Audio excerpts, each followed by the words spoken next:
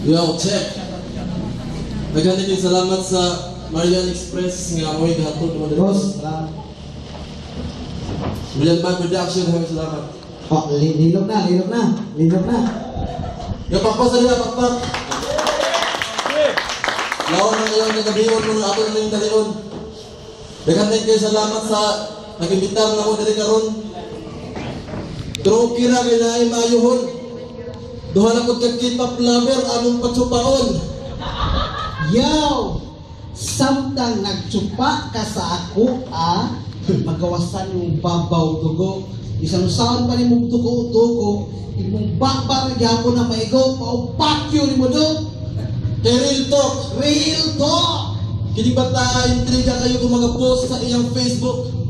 Wala bang updated kayo sa Mitchell Garden? Dahil ka na yung pagkabigain sa imo na nang ipabilin. Kisa Manila ang build yung ibigin. Si Daming Zero, si Wasile. Litse, nakadaot na ka sa buhol hip-hop industry. Kaysa diskuhan na spatan, kining batata na ng barkadas yan, nagsayang o gimi-gimi. Uy, wanabe.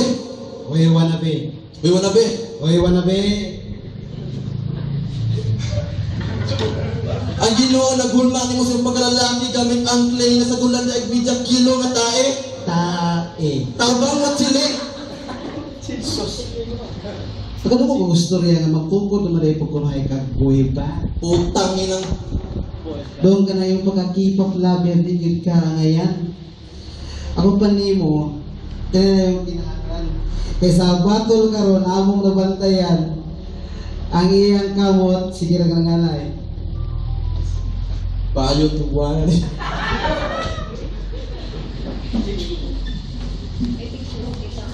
Sige. Okay, tayo. Pause na siguro. Go! Yo!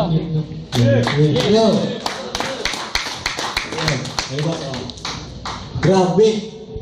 Ingnan ko yung tae, grabe na di ko kahugaw. Unsa na yung nalata na syupaw. Pero yo! Ngayong gabi, sa lugar namin yung mismo masasaksihan kung paano namin gagantihan sa tamang paraan at lumaban ng patas na walang dayaan. Kasi naalala ko lang dati, sa lugar ni pa mismo nangyari. Nadaya na nga kami, di nyo man lang kami binigyan kahit konting pamasahe.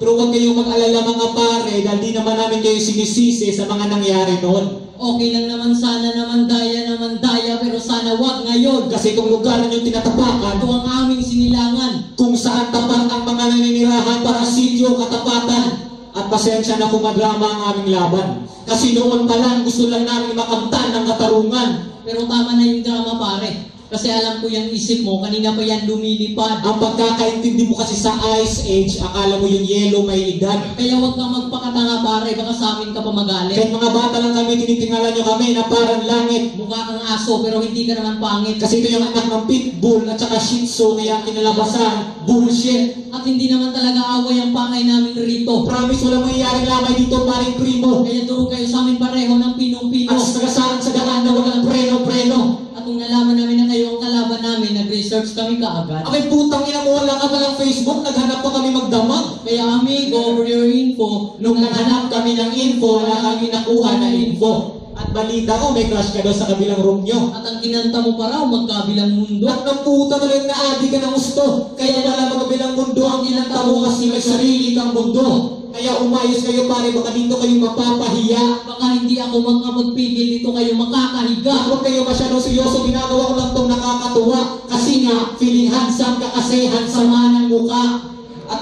At baka nakakalimutan nyo na sa laban to kami ang star. Kaya sa kasikatan, kayo ay nakikisawsaw. Kung baga kayo yung buwan at kami naman yung araw. At kung sa tingin nyo ay bituin din kayo sa inyong pananaw, pues kami ang magiging dahilan ng pagbagsak nyo. Bulalakaw. Kaya sa magsabak nyo sa amin, di na namin kayo kakaawaan. Dito namin kayo papahirapan sa harap ng digmaan. Pero alam ko naman na sa kabila ng mga laban ay meron kayong natutunan. At ngayon lang namin na patunayan na ang hayop pala ay pwedeng matauhan.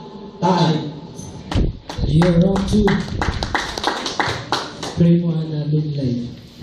Yo! Nasukot na sila. Nasukot na. Nakaulit lukot lang.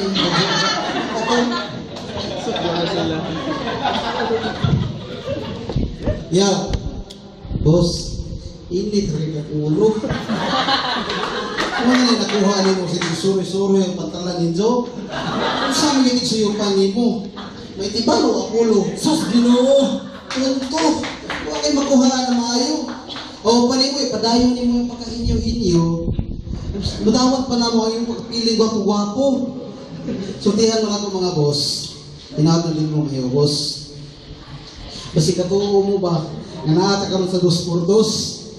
Ikaw, sa tinuod lang, rintok lang mo na nga, itanong sa inyong kalimpatakan, bisa kaso mo kapatungan, sa kinsay mong kauban, ayun kilimti ang iyong gigikanan.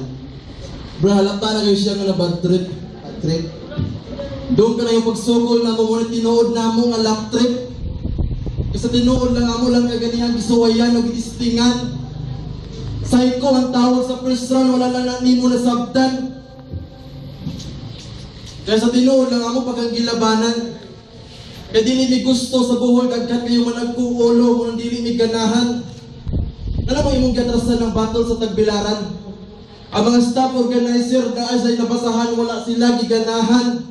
Isay, di mo batol ka ang batol sa Tagbilaran. Oh.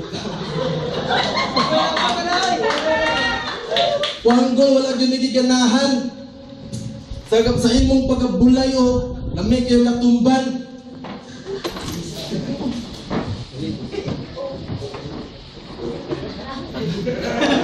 Ayaw na ko, May time tapos youth ko ang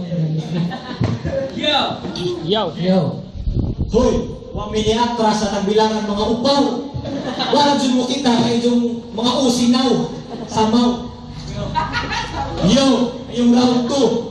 Luluhod ka ng nakatayo. Hihiga ka na nakaupo. Maghuhubad ka ng nakahubo. Titingala ka na nakayupo. Lalapit ka sa amin ng palayo. Huwag kang pintuan na walang pinto. Ito naman mukhang walang bahay na susok. At yung mga utak ni Mare parang diretsong paliko. At pustahan tayo wala kayo naiintindihan doon kasi dugo nyo na naturugo.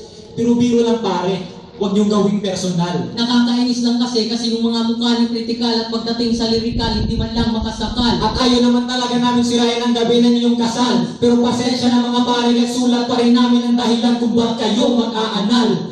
Kaya kawawa kayo ngayon para masulugan ng tirahan. Hindi namin kayo pagbibigyan kahit humiling ng kahilingan. Dahil sa bawat salusan yung mga baray para kayo nasusugatan. Kasi yung mga barang namin matutulis na palagi nyo akong inaapakan. Kaya habang may oras pa, pwede na kayong makakatakbo. Ay mga makata, takbo. Kasi pag naabutan ko ng isa, kakalagdarin ko to sa madilim na eskinita. Kung saan tiyak na walang makakita. Kaya hindi ka na makakagawa ng eksena. Mabuti pa yung mga barang yung flash na sa kubenta. Kasi ngayong gabi kami nakapanalo sa ikot ng ruleta. Dahil sobrang lalim namin magsulat, deserving na kami magastawa sa luneta. At itong isa naman pare, kasing talino doon niya si Kuya Kim noon. So alam na yung nangyayari sa lugar natin ngayon. Oo nga bastos nga alam niyo yung lagay ng panahon. Tangina ang bastos mo pala pare, may pa Kuya Kim ka bang nalalaman? Teka ako talaga si Kuya Kim, kaya ko yung patunayan. Sige nga, sampulan mo sila. Pagkatapos ng itong laban, yung mukha nila lagi nang tatandaan. Kamukha ni, may weather lang. At itapagpag nga sa amin, napakahirap para makakaranas kayo ng krisis. Palagi kayo nakadepensa sa mga barang nyo para nag-i-explain ng thesis. Kaya imposible na kayo matalo nyo kami kahit paulit-ulit kayo ng ilang beses. Kaya buti pang umuwi lang kayo baka may ibang kayakap na si Mrs. At kung mukha naman pag-uusapan, yung mga mukha namin pang public front page ng magazine. Isangin nyo sa sobrang private, pati yung damdamin, private Benjamin. At hindi porket mabenta ngayon ang diary ng pangit, sikat na kayo. Pag hinati namin ang dalawang adik na to, yun yung biyak na bato. Ang matitiyak mo kalbo, na kayang-kaya kitang talunin kahit walang tumutulong pawis. At kaya ko rin kayong ibaon kahit walang tumutulong. Promise. Kaya kahit kayo pasyuse, imposible kayong manalo. Bagay kayong maging bayola kasi wala ang pagkatao. Kaya wag na kayong magpupumilit kasi dito na kayo matatalo. Kasi nga TYM yaring magnet dumidikit sa panalo. Tan. Yeah. Yes, third round. Judges, loan na enter. Tayo naman. Yo, Sokol si. Sokol. misteryoso nga kahoy nagdako nga walay ugat. Sa kakusog sa inyong hangin ng mga dahon na ninagkalat. Sa kabagaw kalabong hindi na makita ang mga halas. Akong bot pasabot mga taong bulayong nga nikalas. Pakyo sa tanan nag-ingon sa buhol sila ang alas. Pakyo.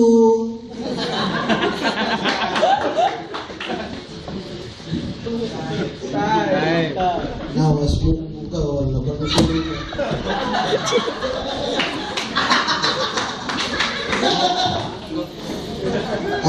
Dagong respeto sa Anastasia Pro, much love and respect nila.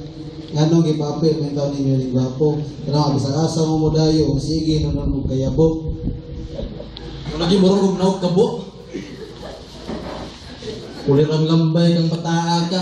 Ganito ka naman ang loto. Sige malit kito-kinto.